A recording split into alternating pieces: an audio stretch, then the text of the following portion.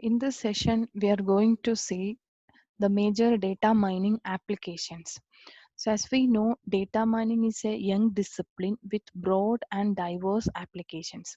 But still, there exists a non trivial gap between generic data mining methods and effective and scalable data mining tools for domain specific applications. So data mining is having a wide variety of applications such as data mining for financial analysis, data mining for retail and telecommunication industries, data mining in science and engineering, data mining for intrusion detection and prevention, and mostly data mining for and mainly data mining for recommender systems, etc.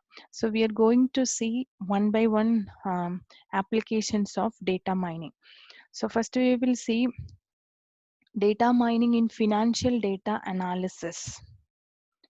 So we know that financial data collected in banks and financial institutions are often relatively complete, reliable, and of high quality.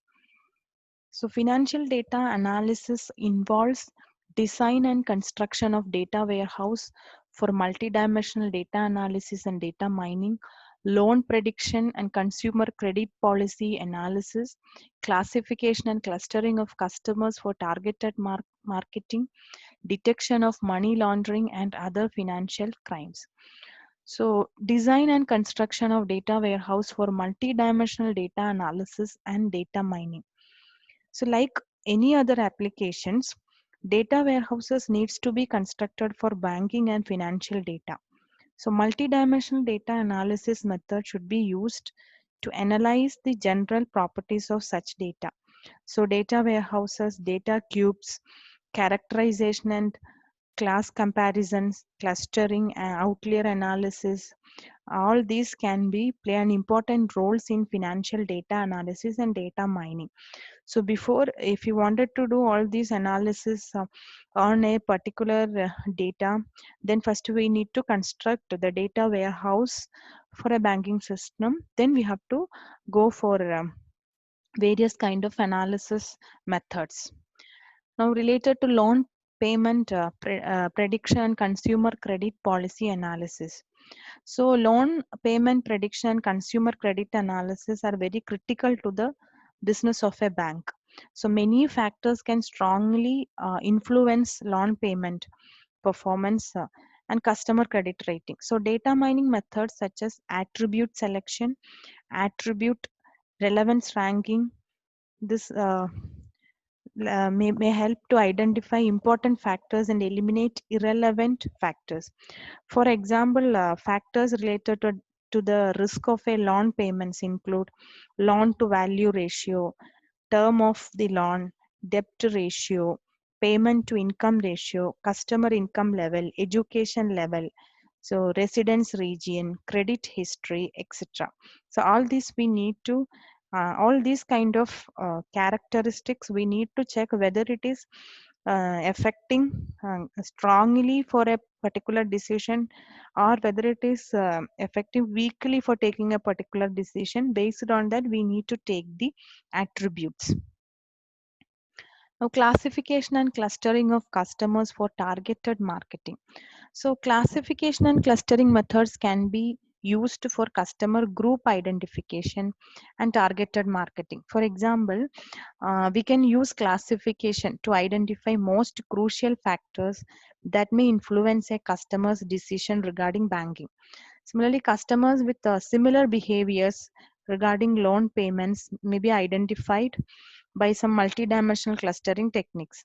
So this can help to identify customer groups, associate a new customer with an appropriate customer group, and facilitate targeted marketing. Now, detection of money laundering and other financial crimes. It is very, very important when we considering a banking sessions, because nowadays we are hearing more number of such cases, detection, money laundering and other kind of financial crimes. So to detect money laundering and other financial crimes, it is very important to integrate information from multiple heterogeneous databases. So multiple data analysis tools can be used to detect unusual patterns. For example, large amounts of cash flow at a certain periods by a certain group of customers, we can consider it as an unexpected event or an unusual pattern. So tools such as data visualization, linkage analysis, classification, clustering tools, outlier analysis, and sequential pattern analysis tools. All these tools we can use. They can identify important relationship and pattern of activities and help the investigators to focus on a suspicious cases for further detailed examination. So as we know in the financial data analysis, financial area, in the banking area, data mining is having a large influence. So based on their customer patterns, based on the customer types, we can decide that whether we can give a loan, whether we can give a credit, whether we can give any kind of supports to the customers, etc. And also like this any kind of unexpected activities happening in the transactions, all this can be we can find out through data mining techniques. Now coming to data mining for retail and telecommunication industries. So as we know, telecommunication, retail industry and telecommunication industry will have a huge amounts of data. They'll have a huge amounts of data on sales, their customer shopping history, e-commerce, etc. So applications of retail data mining are identify customer buying behaviors, discover customer shopping patterns and trends, improve the quality of customer service, achieve better customer retention and satisfaction, enhance goods consumption ratios, design more effective goods transportation and distribution policies. All these are the applications in retail data mining. So telecommunication and many other industries related to that share many similar goals and expectations of retail data mining. So related to retail industry, we need design and we need to design and construct the data warehouse, then multi-dimensional analysis of sales, customers, products, time and region. It requires analysis of effective sales campaigns, customer retention, product recommendations, fraud analysis, etc. So we'll check one by one. Design and construction of a data warehouse. So there is many ways to design a data warehouse for the industry. So we can collect the data, and first we need to create a data warehouse to do the further analysis of data. So the outcome of a preliminary data mining exercise can be used to help guide the design and development of data warehouse structures. So this involves like deciding which dimensions and levels to be included and what pre-processing to be performed to facilitate effective data mining. So all these activities needs to be carried out to get a efficient data warehouse. Multidimensional analysis of sales, customers, products, time and region. So the retail industry requires timely information regarding customer needs, product sales trends, fashions, as well as the quality, cost, profit, and other service of commodities, etc. So it is therefore important to provide powerful multidimensional analysis and visualization tools to conduct the further decision, to take the further decisions on the products. Analysis of the effectiveness of sales campaigns. So the retail industry conducts sales campaigns using advertisements, coupons, or various kinds of discounts, bonuses to promote their products and attract the customers. So careful analysis of the effectiveness of sales campaigns can help to improve their company profit. So we can make use of association analysis to disclose which item are likely to be purchased together with the items on sale, especially in comparison with the sales before or after the campaign, etc. Now, customer retention analysis of customer retention. So to do the customer retention, we can analyze the customer loyalty. So we can use customer loyalty card information to register sequence of purchases of a particular customers. Customer loyalty and purchase trends can be analyzed systematically. So good purchased at different periods by the same customer can be grouped into a sequence. In this, we can conduct sequential pattern mining. Can be used to investigate the further changes in customer consumption or loyalty and suggest adjustments on the pricing and variety of goods to help the retaining a customer and attract the new customers. Product recommendation cross-referencing of items. By mining associations from user records, we may discover that a user who buys a digital camera is likely to buy another set of items. So such information can be used from product recommendations. So we have collaborative recommender system, which uses a data mining technique to make personalized product recommendations during live customer transactions based on the opinion of the other customers. Similarly, product recommendations can also be advertised on sales receipts, in weekly flyers, or on the web to help to improve the customer service. Now, fraudulent analysis and the identification of unusual patterns. So, like any other area, here also there will be a chances of unexpected events or fraudulent happening, some kind of fraud transactions or something like that.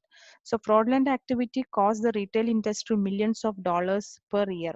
So, it is important to identify potentially fraudulent users and their typical usage patterns, detect attempts to gain fraudulent entry or unauthorized access to individual and organizational accounts, discover unusual patterns that may need to special attention.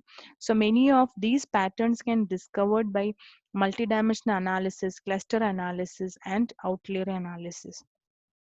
Similarly, data mining has been popularly used in many other industries such as insurance, manufacturing, healthcare, as well as for the analysis of government and institutional administration data. So, although each industry has its own characteristics, data sets, and application demands, they share many common principles and methodologies. Therefore, through effective mining in one industry, we may gain experience and methodologies that can be transferred to other industrial applications also. Now we'll move to data mining in science and engineering. So vast amounts of data have been collected from scientific domains such as geoscience, astronomy, geology, biological sciences, etc., using different kinds of or different types of tools. So large data sets are also being generated due to fast numeric simulation in various fields such as climate, ecosystem modeling, chemical engineering, fluid dynamics, structural mechanics, etc. So what are the scientific applications in data mining? Is data warehouse and data preprocessing, mining complex data types, graph-based and network-based mining, visualization tools and domain-specific knowledge, data mining in engineering, etc. So again, any applications, first we requires a data warehouse, and to construct a data warehouse, we have to go through some data preprocessing techniques. So data preprocessing and data warehouses are very critical for information exchange and data mining. So creating a data warehouse often requires finding means for resolving inconsistent or incompatible data collected from multiple sources at different time periods, etc. So this requires referencing systems, geometry, measurements, accuracy, precision, etc. So methods are needed for integrating data from different heterogeneous sources and for identifying the events. Now, mining complex data types, we are dealt in one video about how to mine the complex data types. So scientific and data sets, always it is heterogeneous in nature. They typically involve semi-structured or unstructured data such as multimedia data, georeferenced stream data, deeply hidden semantics. So dedicated analysis methods are required for handling like this spatiotemporal data, biological data, related concept hierarchies, and complex semantic relationships. Graph-based and network-based mining. It is often difficult or sometimes it is impossible to model several physical phenomena and process due to the limitations of existing modeling approaches. So alternatively, we can use labeled graphs and networks to overcome this difficulty. So graphs and networks may be used to capture many of the spatial, topological, geometric, biological, and other characteristics present in a scientific data set. In graph or network modeling, each object to be mined will be represented as a vertex in a graph, and edges between the vertices represent the relationship between those objects. So we can make use of graphs and networks in handling the scientific data. Visualization tools and domain specific knowledge. So not only doing the data mining task and identifying the or getting the useful data, we need to visualize in a proper way. So high level graphical user interfaces and visualization tools are required for scientific data mining systems. These should be integrated with the existing domain specific data and information systems, so that it will guide the researchers and general users in searching for patterns, interpreting and visualizing discovered patterns, and using discovered knowledge in their decision making process. Now, data mining in engineering. Data mining in engineering shares many similarities with data mining in science. Both practices often collect a large amounts of data and requires data preprocessing, data warehousing, and scalable mining of complex types of data. So many engineering processes need real-time responses.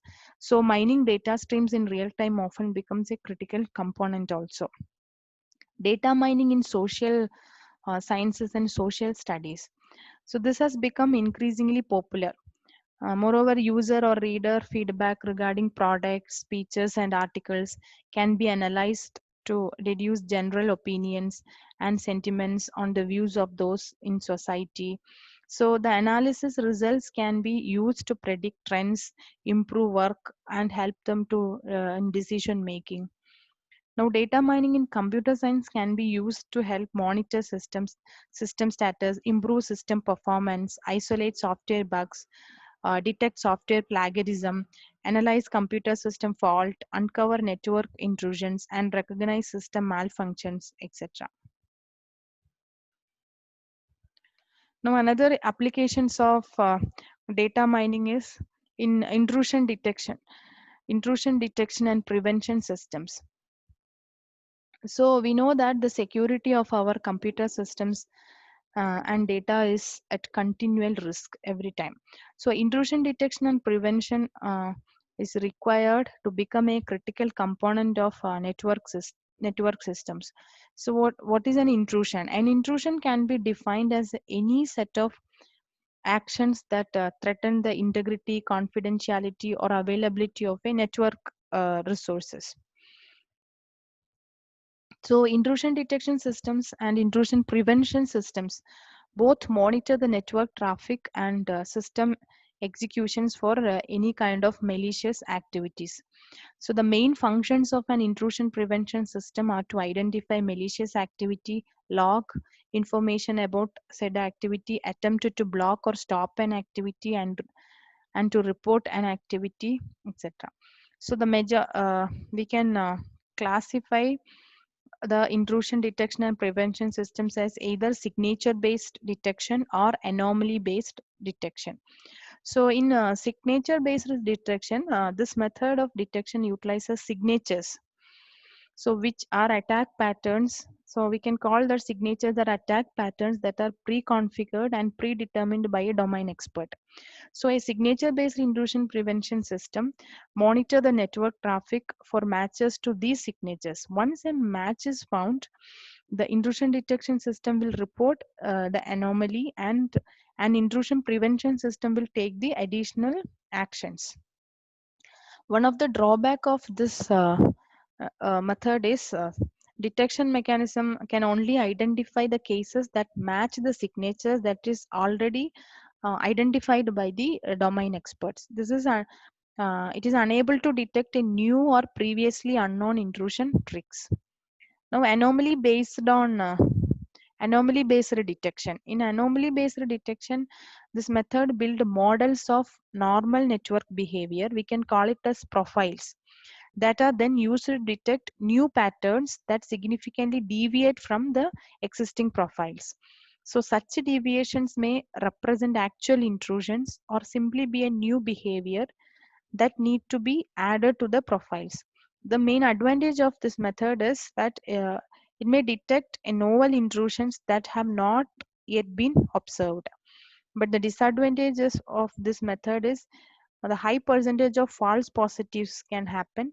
New patterns of intrusion can be added to the set of signatures to enhance the signature based detection. Now we'll come into data mining, how data mining can help in the case of an intrusion detection and prevention systems. So new data mining algorithms we can use for intrusion detection. So data mining algorithms can be used for both signature based and anomaly based detection. In signature based detection, training data can be labeled as either normal or intrusion. A classifier can then be derived to detect the non-intrusions.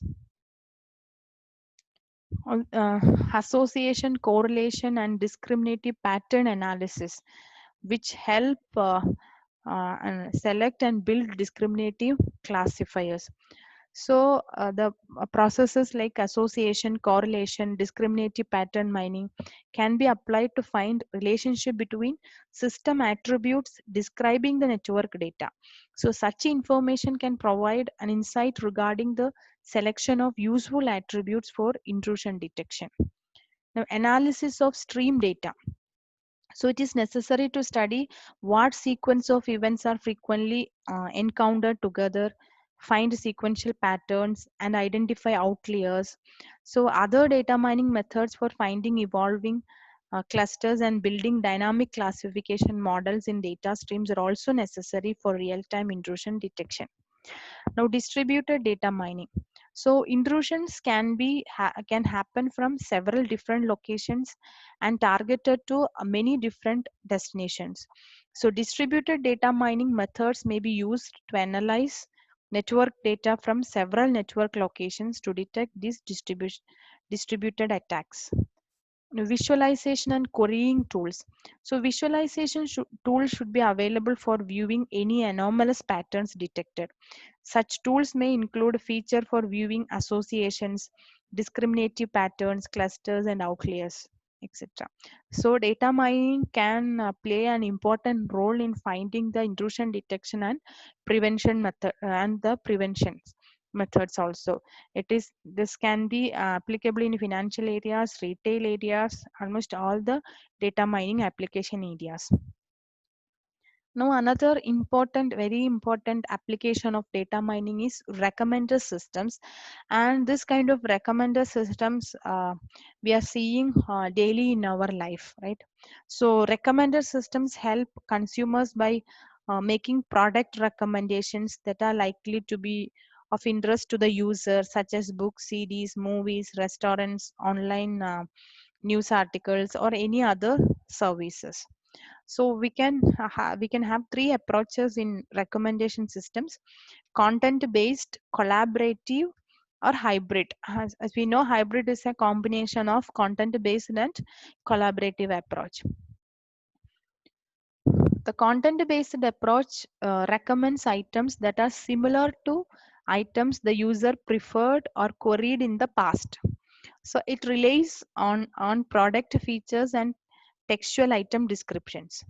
On the other hand, the collaborative approach, it is also known as collaborative filtering approach, that may consider a user's social environment. It recommends items based on the opinion of other customers who have similar taste or preference as the user. So we had seen the recommendation systems in our daily life. For example, if you are logging into any kind of online marketing, systems, and suppose you are searching for a book. Suppose the customer is searching for a book, he's typing the book name and he's viewing the properties of that particular item or book. Then we may get an recommendation like customers who bought the book you have specified also bought these other titles as well. like that we may get a message or something like that. So that is an example of the recommender systems, and it is working on the uh, it is giving by the working on the principles of data mining. Similarly, customers who buy this kind of digital camera are likely to buy a particular brand of printer, memory card, or photo editing software within 3 months.